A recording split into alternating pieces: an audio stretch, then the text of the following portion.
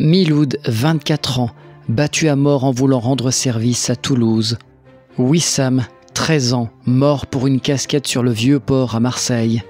Enzo, 15 ans, tué de 2 coups de couteau à La Haye-Malherbe, un village tranquille de 1500 habitants. La raison ? Un simple regard. J'en parlais dans une précédente vidéo, ces violences, ces meurtres n'intéressent personne. Pas de manifestation, pas de révolte, pas de cagnotte.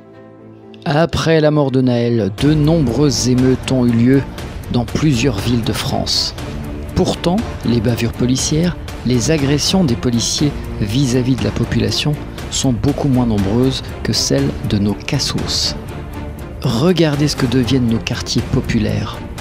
Remarquez que même sémantiquement, on essaye de cacher les faits en disant quartier populaire et non pas quartier malfamé. La grande majorité des quartiers en France se sont dégradés et il est très difficile d'y vivre sereinement. Et même dans les villages tranquilles, la violence est bien présente. Voici par exemple ce que dit le papa de Miloud. Lorsqu'un jeune est tué par la police injustement, on s'insurge et se révolte. Lorsque des voyous tuent un jeune homme rendant service dans nos quartiers, sous nos fenêtres, on se tait. 2 poids, 2 mesures. Voici ce que dit la grand-mère d'Enzo.